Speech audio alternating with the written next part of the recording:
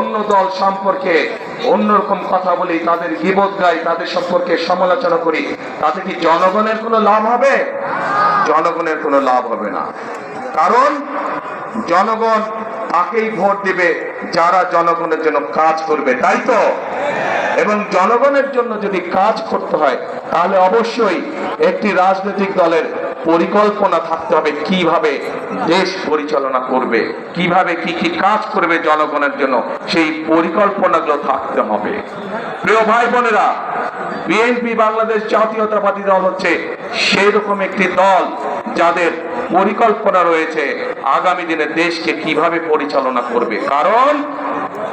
কারণ এই দলটিরই অতীত অভিজ্ঞতা রয়েছে কিভাবে দেশে খাদ্য উৎপাদন দ্বিগুণ করতে হয়। কারণ বিএনপি নামক দলটিরই অভিজ্ঞতা রয়েছে কিভাবে জেলায় জেলায়, উপজেলায়, গ্রাম পর্যায়ে, ইউনিয়নে রাস্তাঘাট নির্মাণ করতে হয়। কারণ বিএনপি নামক দলটিরই অভিজ্ঞতা রয়েছে কিভাবে শিক্ষার আলো এদেশের সন্তানদের কাছে পৌঁছে দিতে হয়। কারণ বিএনপি নামক দলটিরই অভিজ্ঞতা রয়েছে কিভাবে বাংলাদেশের মানুষকে নিরাপদ রাখতে হয়, আইন শৃঙ্খলা পরিস্থিতিকে কঠোর হাতে নিয়ন্ত্রণ করতে হয়। কারণ বিএনপি নামক দলটিরই অভিজ্ঞতা রয়েছে কিভাবে দুর্নীতির লাগাম টেনে ধরতে হয়। প্রিয় ভাই বোনেরা, আপনারা নিশ্চয়ই পত্র পত্রিকায় দেখেছেন এই মুহূর্তে একটি রাজনৈতিক দল যেই স্বৈরাচার পালিয়ে গিয়েছে সেই স্বৈরাচারের মুখের ভাষা ব্যবহার করছে বিএনপির বিরুদ্ধে। ঠিক সেই স্বৈরাচার যেভাবে বলতো তাদেরই ভাষা ব্যবহার করছে বিএনপি। তাদের বক্তব্য যে দুর্নীতিতে বলে চ্যাম্পিয়ন ছিল। আমার প্রশ্ন 2001 থেকে 2006 সাল পর্যন্ত তাদেরও তো দুজন সদস্য বিএনপির সরকারে ছিল না? ছিল।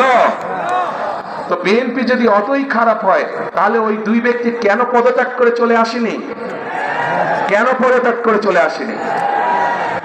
এই জন্য পদত্যাগ করে তারা আসেনি, তারা সরকারে ছিল এবং তারা ভালো করেই জানতো যে খালেদা জিয়া কঠোর হস্তে দুর্নীতি দমন করছে।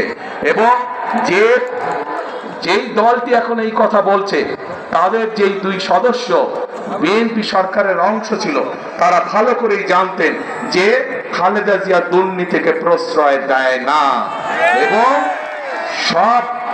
সব ধরনের আন্তর্জাতিক পরিসংখ্যান বলে খালেদা জিয়ার সময় যে স্বৈরাচার পালিয়ে গেছে তার সময় দেশ দুর্নীতিতে নিম্ন গতিতে ছিল। এবং খালেদা জিয়া যখন 2001 সালে দেশ পরিচালনার দায়িত্ব পায় তখন ধীরে ধীরে বাংলাদেশ দুর্নীতির করাল গ্রাস থেকে বের হতে শুরু করলো।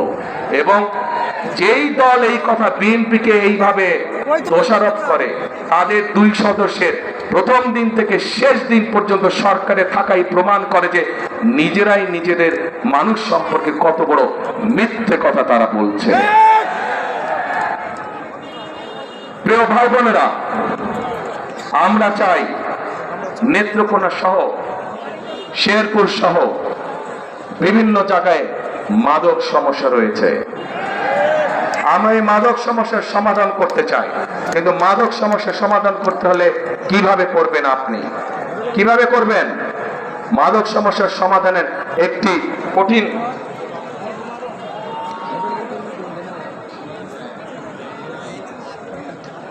মাদক সমস্যার সমাধান করতে হলে আমাদেরকে সেই তরুণদের, সেই যুবকদের কর্মসংস্থানের ব্যবস্থা করতে হবে।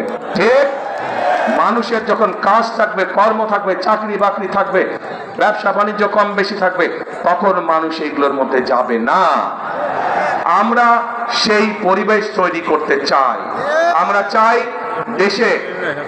দেশে আমরা চাই ভোকেশনাল ইনস্টিটিউশন বেশি করে আমরা তৈরি করব, যাতে করে আমরা আমাদের তরুণ সদস্যদেরকে, যুব সমাজের সদস্যদেরকে আমরা বিভিন্ন রকম ট্রেনিং দিব, যেই ট্রেনিং এর বিনিময়ে তারা বিদেশে যেমন যেতে পারবে একইভাবে তারা দেশে তাদের কর্মসংস্থান তৈরি করতে পারবে। যারা আইটিতে কাজ করে তাদের জন্য বিভিন্ন রকম আমরা আইটি ট্রেনিং এর ব্যবস্থার পরিকল্পনা গ্রহণ করেছি, যাতে যারা আইটিতে কাজ করে তারা ঘরে বসে তাদের আয় রুজি কামাই রোজগার বাড়াতে পারবে। প্রিয় ভাই বোনেরা, এই যে 4 জেলার ভাই বোনেরা আজকে আপনারা এই মিটিং এ উপস্থিত হয়েছেন, এই এলাকার আরেকটি বড় সমস্যা হচ্ছে, এলাকার আরেকটি বড় সমস্যা হচ্ছে মানুষের চিকিৎসা সমস্যা। ঠিক, আমরা ময়মনসিংহ সহ আশেপাশের জেলাগুলোতে যেই 4 জেলার ভাই বোনেরা আজকে উপস্থিত হয়েছেন, এখানে যেরকম আমরা জেলা হসপিটালগুলোকে আরো বড় করতে চাই, একইভাবে আমরা হেলথ কেয়ারের অ্যাপয়েন্ট করতে চাই। হেলথ কেয়ারের, আপনারা পল্লী চিকিৎসকের কথা শুনেছেন? পল্লী চিকিৎসক শহীদ জিয়ার সময় ছিল, যারা গ্রামে গ্রামে ঘরে ঘরে মানুষকে গিয়ে চিকিৎসা দিত, ছোটখাটো রোগ বলে অসুখ বিসুখ তারা সেখানে চিকিৎসা দিত। আমরা ঠিক একইভাবে বিশেষ করে যে মা বোনেরা আছেন তাদের চিকিৎসার অনেক সমস্যা হয়, শিশুরা এবং মা বোনদের অনেক সময় তারা হাসপাতালে যেতে পারে না। আমরা চাই এই মা বোনদেরকে সুচিকিৎসা দেওয়ার জন্য, আমরা চাই মা বোনেরা সহ শিশুরা যেন ঘরে বসে চিকিৎসা পেতে পারে, ছোটখাটো অসুখ বিসুখের চিকিৎসা যাতে তারা সেই সেবা যাতে, সেই জন্যই আমরা চিকিৎসা ব্যবস্থাকে উন্নত করতে চাই। চিকিৎসা ব্যবস্থা আমরা হেলথ কেয়ারের নিযুক্ত করার মাধ্যমে চিকিৎসা ব্যবস্থা আমরা তাদের ঘরে ঘরে পৌঁছে দিতে চাই। প্রিয় ভাই বোনেরা, এই ময়মনসিংহ জেলা একটি অন্যতম কৃষি প্রধান এলাকা। আমাদের এখানে একসময় অনেক খাল বিল ছিল না আগে? এই খাল বিলগুলো সব ভরাট হয়ে গিয়েছে।